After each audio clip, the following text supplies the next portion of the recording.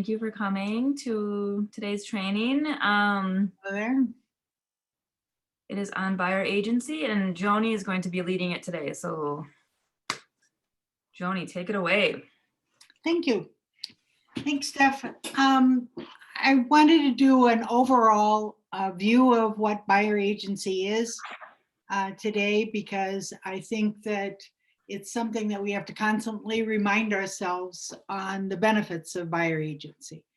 It's amazing that there's still a lot of misunderstanding about what your duties are, or what your role is, if you are asking your buyer to join them in a fiduciary relationship. And it can be a very libelous situation if you get into buyer agency with a buyer client and you're not sure of what your duties are, you're not sure what your obligations are.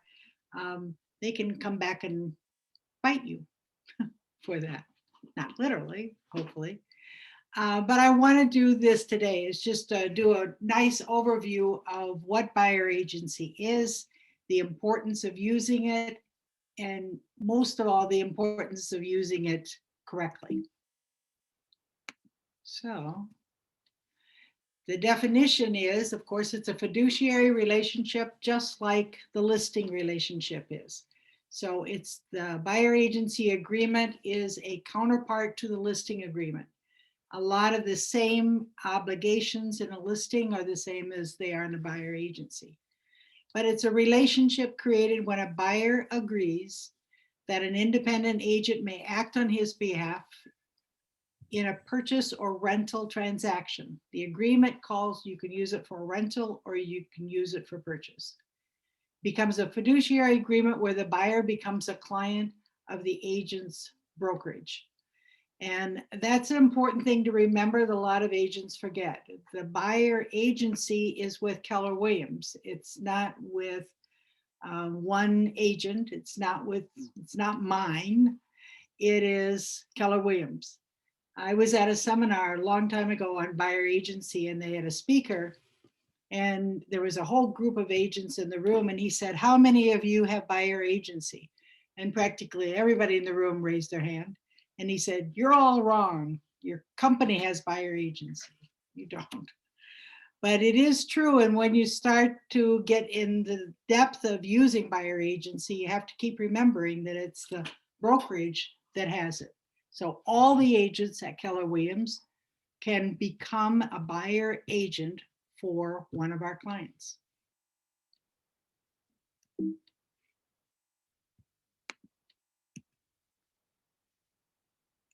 No,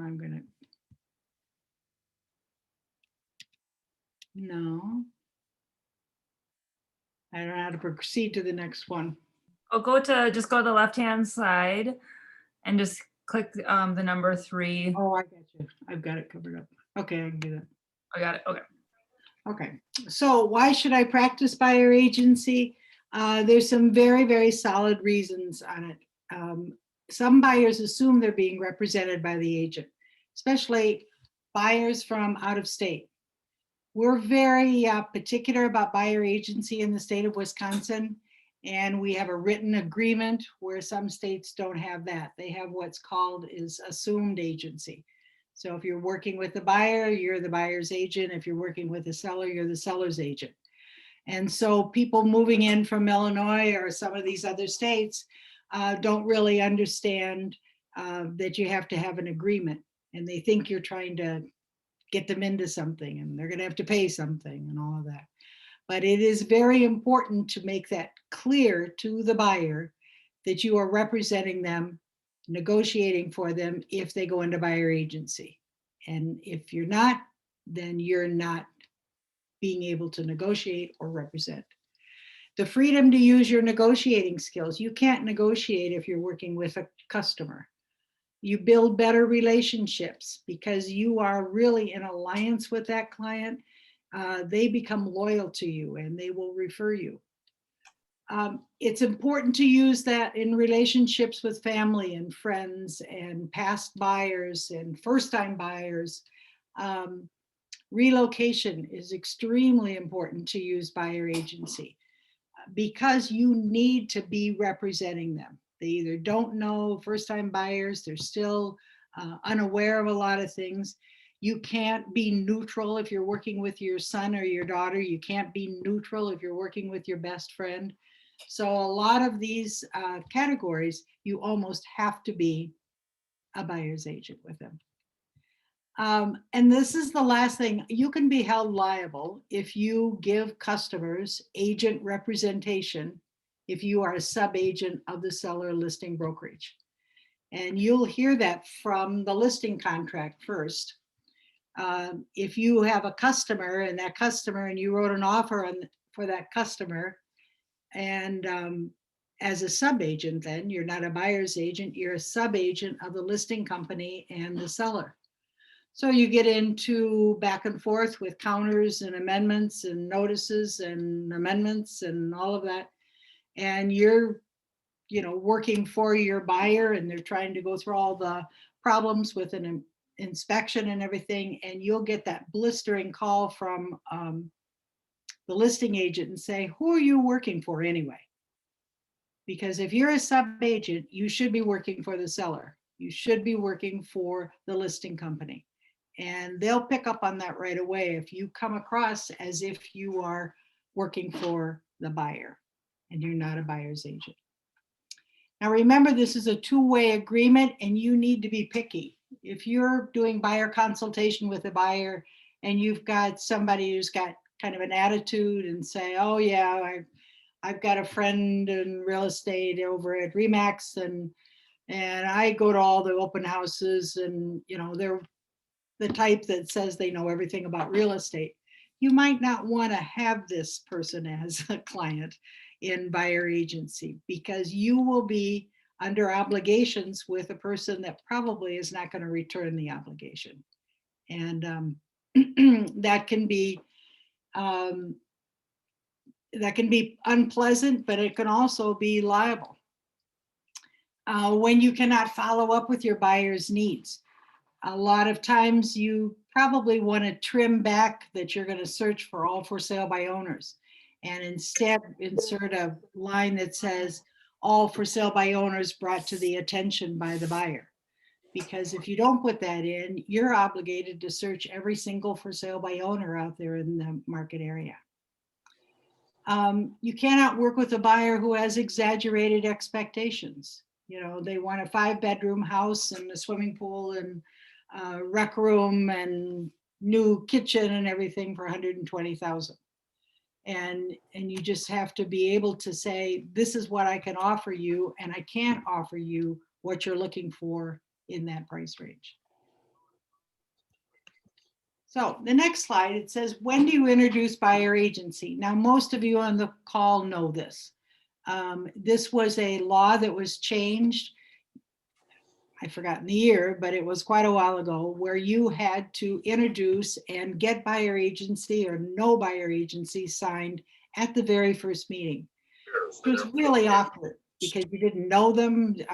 Maybe you were showing them a house or working with them through a open house or something, and you had to, in order to show them something, you had to make that decision right then and there if they were going to be a buyer's agent, or if you were going to be a buyer's agent or not. Now it's changed, so the state, and remember, this is a state law, it's not a licensing law. The state says that you have to introduce the choice to a buyer when you first meet them, or you're having a buyer consultation with them. You have to say, you have a choice working with me right up front. It can be no agency. We can just look at houses and get some ideas. And then you can work with me as a customer, or as we get closer to choosing something and negotiating, you can decide whether you want me as your buyer's agent or you want to stay as a customer. So it's sort of a progress as you go through the idea of looking at homes and deciding what you want. A lot of people like to sign up early because then you get the sort of analysis of a CMA. While they are a customer, all you can do is just give them a CMA and let them figure it out on their own. But the more you can analyze and talk about, if this is a good price or this is not a good price, or things that go into the value of the marketplace and value of the house, you can't do that unless you've signed buyer agency. Most agents now sign buyer agency just before writing an offer, because that's the time that you are going to start negotiating for them. I feel that you earn most of your money in a commission by your skill in negotiating. It is probably your most important role as a real estate agent, and it is only able to be used if you are a listing agent or if you are a buyer's agent. You cannot use your skills of negotiating if you're working with a customer. And that is very important. They come to us, they come to this third party representative to get that skill of negotiating. And I can't stress more than learn how to negotiate, take classes in negotiation, role play negotiating, but that is the highest value you can give to a client. But remember, you cannot negotiate with the customer. You can just say to your customer, write your best offer, or whatever you think, I'll write it down. You put down what you want to write. So that's the importance of when you do it and how you do it. Now, if you went through the real estate classes and everything, this was drilled into you 100 times. And the comparison of duties to a customer and to a client. And remember, they gave all the duties that you owe to everybody, and then the additional duties owed to a client. So I put them down in a nice chart, kind of shortened up, got to the quick of what those duties are. To everyone, provide brokerage services fairly and honestly. That's customer and client. Exercise reasonable skill and care. Provide accurate information. Disclose in writing material adverse facts. Now notice the difference between that and what you have to do with a client.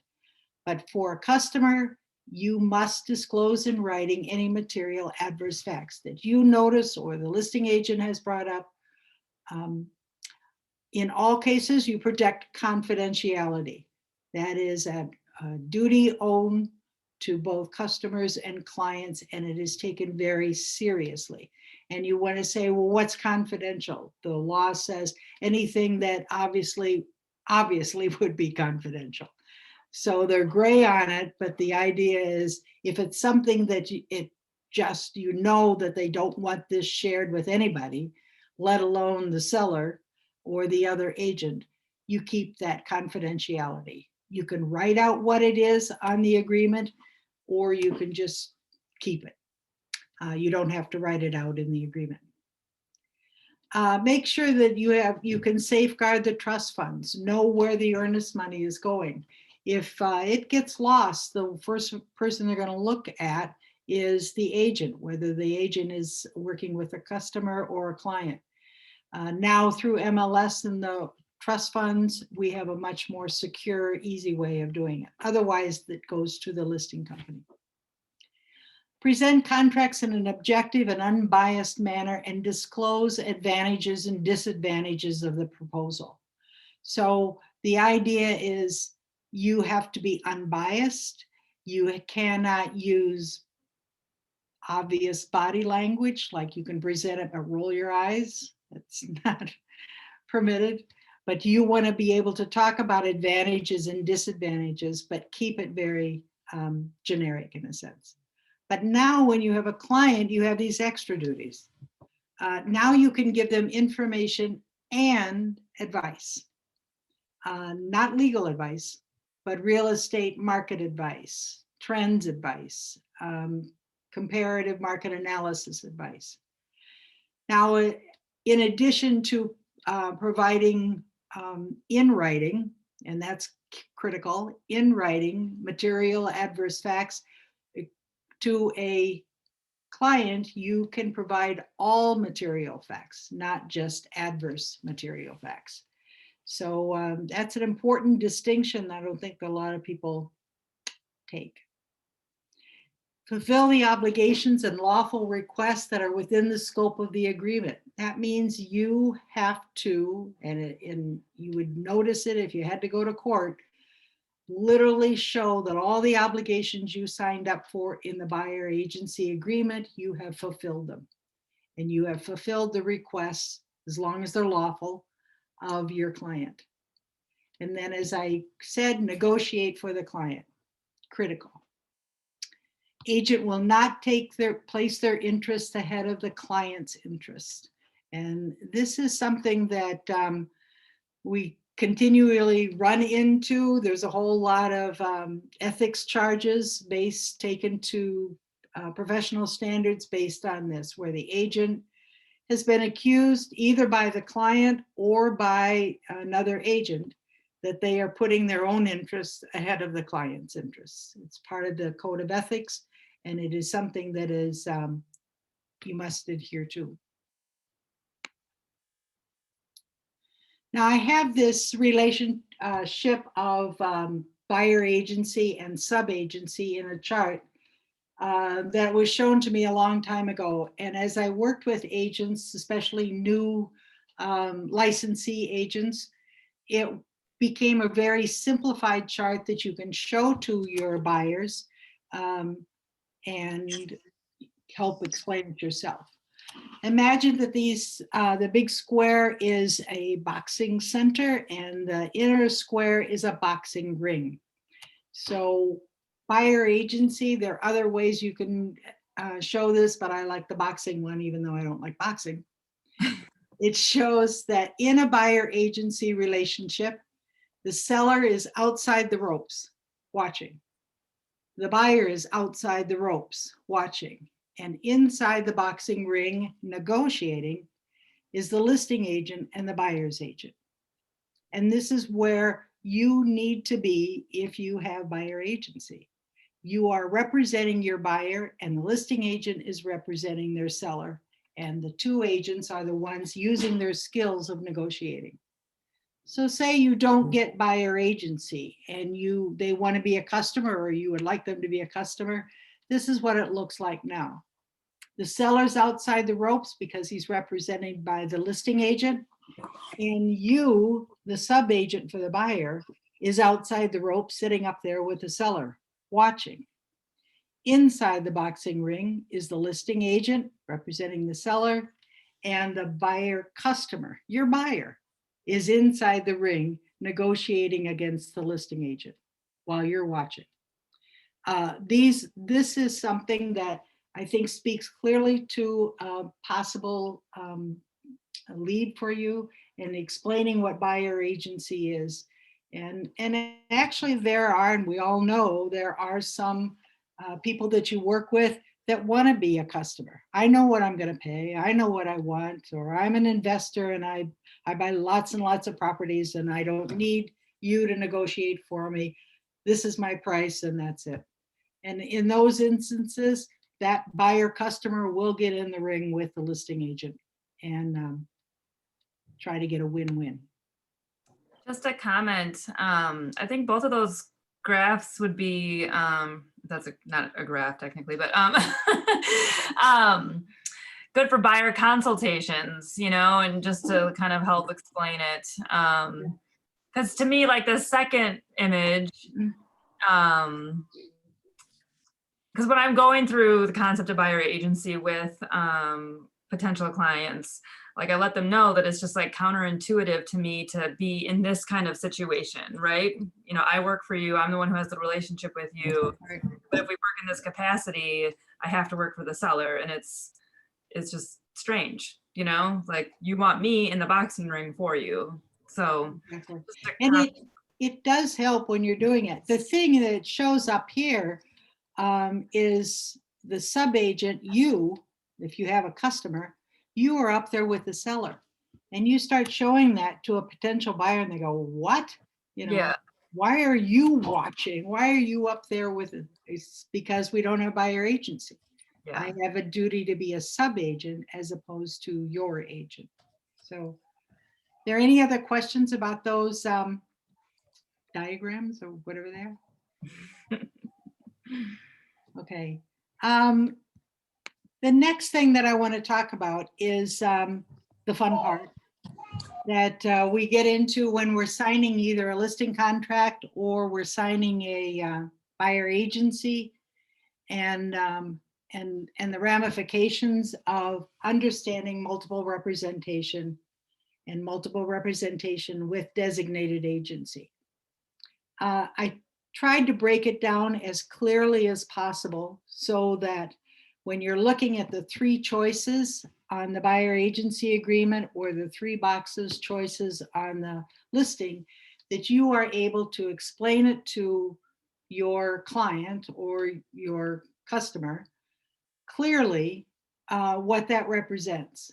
I had an agent, I mean, she was very experienced and everything, but didn't want to listen to all the training that we offered. And she would always mark box number 2 on her listing contracts or her buyer agency. So I finally went to her one day and I said, you know, I just don't understand. Why are you always saying, you know, checking box number 2? And she said, because it's the second one. It's the one in the middle. So I hope that you read these more clearly. And I certainly hope that you are able to explain it to the public more clearly. Because a lot of times I know you go in there in a listing presentation or a buyer agency buyer consultation and you say, just sign the top one. That's the best one. And you're not really explaining what happens. So let me go through them, the choice of 3 boxes, and just see if I can make it clear for you so that you can explain it to your people. Multiple representation means that it's only Keller Williams business. It's Keller Williams buyers agents, clients, and it's Keller Williams selling clients. So there's nothing about buyer multiple representation if you're talking about a buyer from Shore West or listing at First Weber or something wherever. It's only when there's representation within Keller Williams. So that's what they're talking about when they say multiple representation. Now you have the choices of the 3 boxes. Multiple representation with designated agency. That means within Keller Williams, we can designate an agent to work with the seller, and we can designate an agent to work with the buyer legally. Before you couldn't do that. We had multiple representation with no designation quite a few years ago, but they changed the law and allowed designated agency. That means within Keller Williams, we can represent a seller and a buyer who are clients. Multiple representation. Both the seller and the buyer, both the seller and the buyer have agreed in their agreements that they allow multiple representation with designated agency. So if they get to a point where there's an offer on a Keller Williams listing with a Keller Williams agent, buyer's agent, that they both have that box checked in their agreements. They have to agree. If they don't agree, then some kind of amendments have to be made with the buyer agency agreement or with the listing agreement to change it so that they both agree on the same choice. If the clients do not agree, then one client must change the agency choice, like the buyer did become a customer. So any questions about box 1, which is true, it's the most recommended, mainly because you're not cutting out anybody. The other 2 choices, you're narrowing your possibilities of working with someone. Multiple representation means deals within Keller Williams. And designated agency means within Keller Williams, we can pick an agent for this and we can pick an agent for that. So Yeah, go ahead. Oh, am I muted? Oh, I was just gonna clarify one more, like just go one step further, meaning I as a buyer's agent can write on Joni's listing, and I as the buyer's agent will represent my buyer and Joan will represent her seller, and we are the designated agents in the transaction for our clients. Correct. And only if both your buyer and my seller agreed to box number 1. Have consented, yes. Now, say they don't agree. Say a lawyer gets their nose in there and says, oh, you don't want designated agency, you know, whatever. If they want to choose, either the buyer or the seller wants to choose multiple representation, which means Keller Williams agents, but no designated agency. Either the client has marked box 2, if either the client has marked box 2, the firm can represent both parties. So we can have multiple representation, but then the firm must remain neutral and not offer agency duties to either one. And that's tough.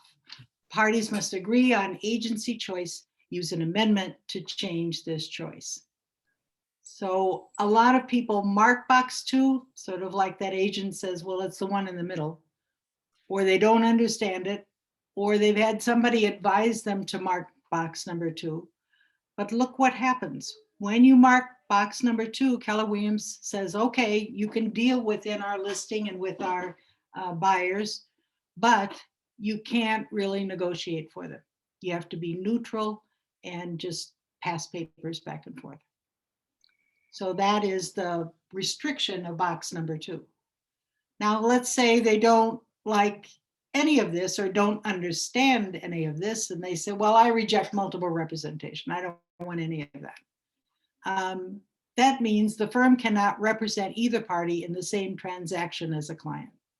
So it means if they don't allow multiple representation, you have to change the buyer to a customer, and most likely you're going to have to send your seller off to another company to be listed. Now, what happens in dual agency? That means it's multiple representation with dual agency. That means the same agent has a seller as a client, as a listing, and they also now have a buyer who's a client, has buyer agency. So the seller and the buyer both work with the same agent, and as we lovingly call it, double pop. But if they are both clients, then there has to be designated agency as a choice, or one of those clients has to switch and become a customer, most likely the buyer.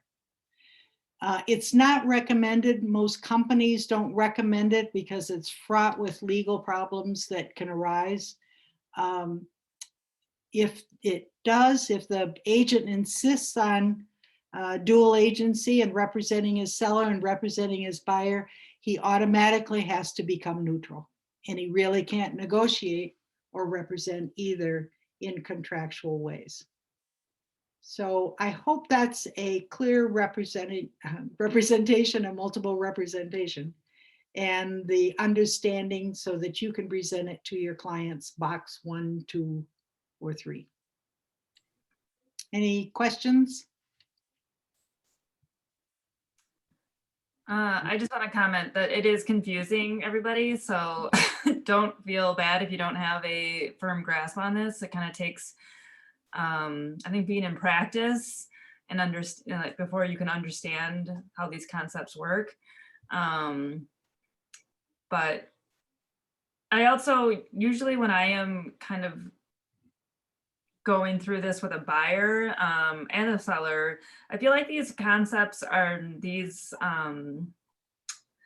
laws are put into place more to protect consumers, obviously, but where this kind of more comes into play, I think, is those smaller one-man brokerages where a client needs to consent. And Joni, please disagree or not disagree with me, but you know, when there could be a conflict of interest and both buyer and seller have to agree to this. But it's very common for us to be selling our own listings, and acting as designated agents is going to happen a lot. You know, that's preferred. So yeah, especially in strong companies like Keller Williams who have lots of listings. Yeah, You're going to have a lot of multiple representations. And the smoothest way so that everybody can maintain their position with their client is to have both clients agree to designated agency, box number 1. Yeah. Because that way, all of the agents with strong buyers who want to be represented and all of our listings with strong sellers who expect to be represented don't want to fool around with box number 2 or box number 3. They don't want their agent to be neutral. They want their agent to work for them. That's why they chose them. And so it's very important to make sure that you understand the box number 1, the benefits of it to both the sellers and to the buyers who are clients. Now, if somebody wants to be a customer, it doesn't matter because you're only representing clients. So these choices, say in a dual agency situation, you have a listing and you picked up a buyer who wants to write on your listing. If you haven't signed a buyer agency agreement with that buyer, you're fine. You can double pop, no problem, because you're not in multiple representation. You're only representing the seller, only one of them.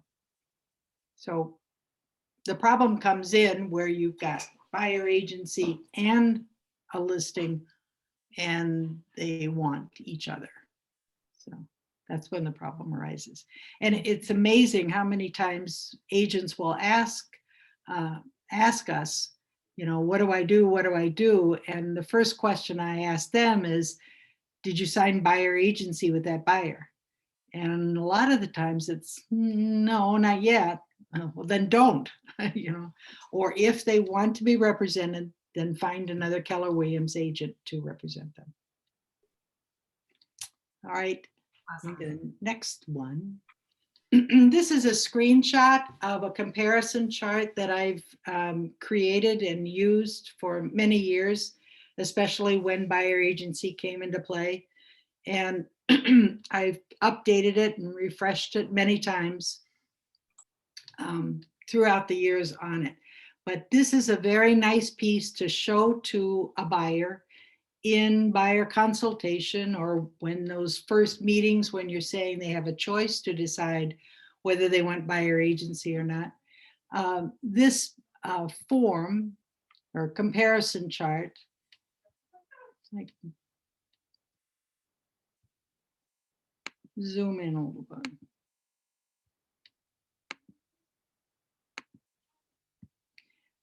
It just shows the chart of all the duties you get and services you get when you work with me as a customer or when you work with me as a buyer's agent. So going down the chart quickly, it shows arrange property showings. As a customer or a pre-agency, I can do that. And as a buyer's agent, obviously I can do that. So if you want to stay a customer, I can do these following duties without buyer agency. Assist with financing, provide property data, explain forms and agreements, monitor your closing, make sure that all the paperwork and everything is in. I can even do a CMA for both a customer and a client.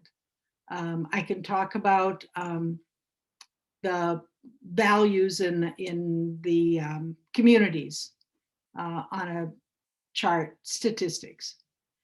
But now it gets more to the value of having buyer agency. Provide access to the entire market, listed and for sale by owner, if you have that in the agreement. I can write letters to owners in neighborhoods who may be interested in selling. I can't do that if you are a customer, but I can definitely do that if you are a client. Promote and protect buyer's best interests. Advise the buyer in terms of the offer. And this advise is the key word. Before I can really just say, here it is, read it. What do you think? And again, the important part, I can negotiate the best price and terms for the buyer. I can have negotiating strategies that we can set out and work, especially in this competitive market. I cannot do that with a customer. I can point out reasons not to buy this property. You definitely cannot say that to a customer. I can explain the pros and cons of these terms in an offer, like appraisal contingency, right to cure, title issues, testing, financing contingencies, all the pros and cons of those contingencies and whether to put them in now in a competitive market, or where's your risk level and leaving them out or explaining them. If you are my customer, I can basically just say, read carefully, read the contract carefully, but I cannot explain or advise. Suggest using addendums O and R to clarify offer to purchase if occupancy or rental terms are important. They aren't used that often, but they are very valuable addendums, especially in occupancy situations where the seller wants to occupy after closing or the buyer wants to occupy prior to closing. An addendum O is critical in coming up with a lot of things you probably wouldn't think of.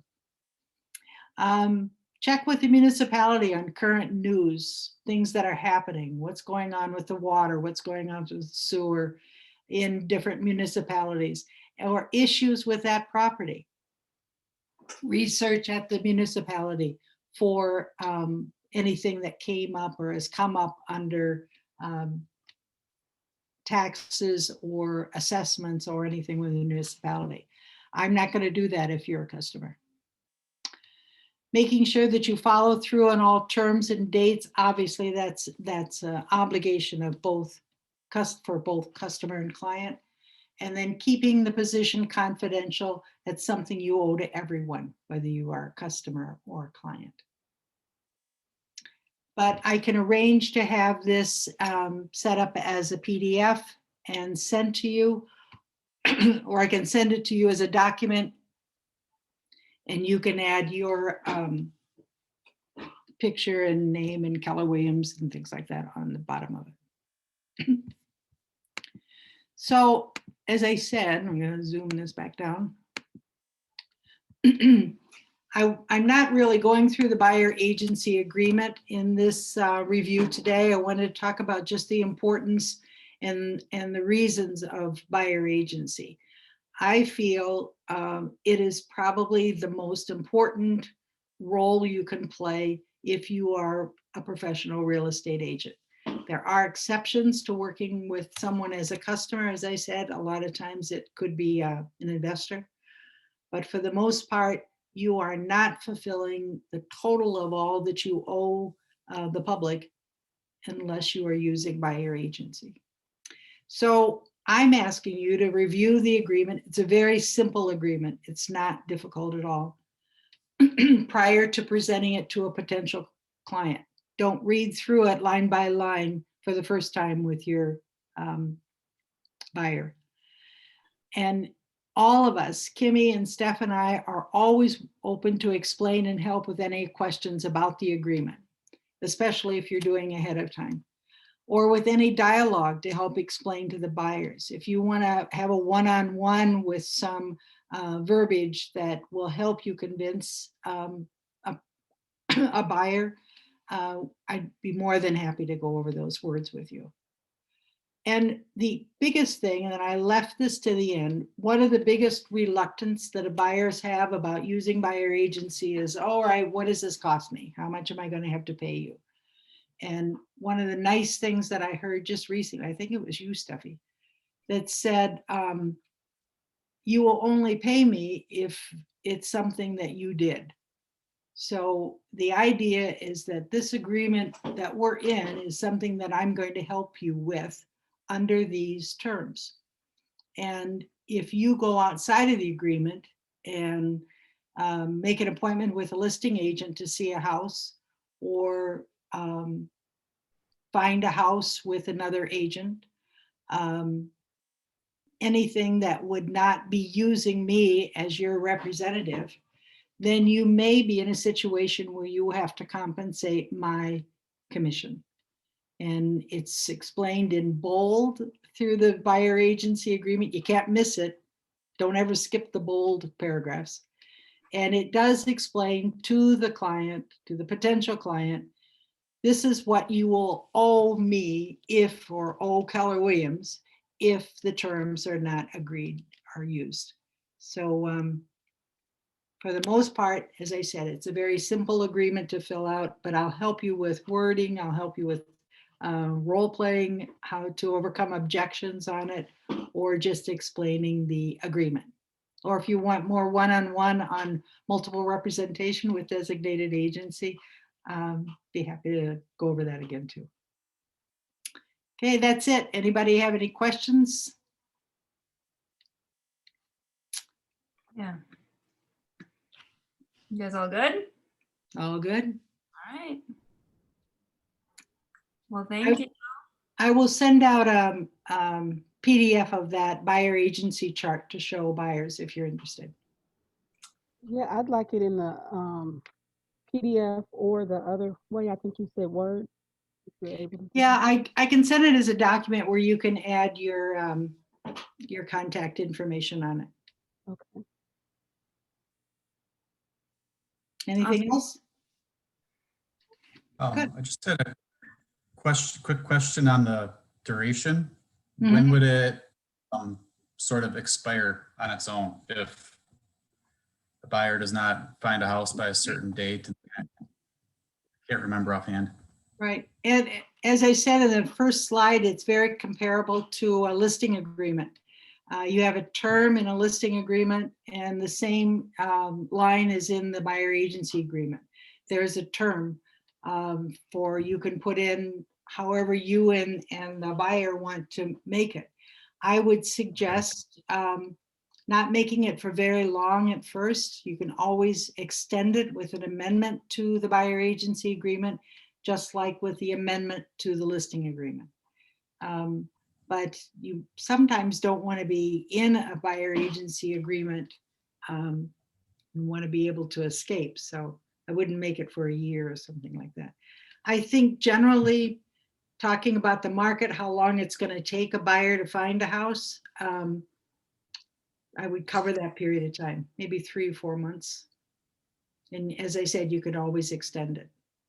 And the same thing in a listing agreement as in a buyer agreement, that you have protected buyers. So the people that were in a buyer agency agreement with you are protected for a year after the time that the buyer agency expires on certain properties. So it's not people, it's properties. So when the buyer's agency agreement is about to expire, you send to that buyer a list of properties that you looked at together or that they may be interested in. Okay, thank you. Okay. I said I used to teach buyer agency all the time, but it took me a whole day. So. All right, any other questions? Okay, go out and practice buyer agency, but practice first before you practice. And it gives you a lot of freedom. And next week, we're gonna have just a general help desk. So, you know, if you guys practice it and then come across questions that you might have, come back next week and come with your questions. But, you know, anything that you guys are running into this week, that's not, you know, a 911, obviously, come back next week with your questions. So, okay. Right? Thanks, John. Thank you. Have a lovely day. You. Bye, guys.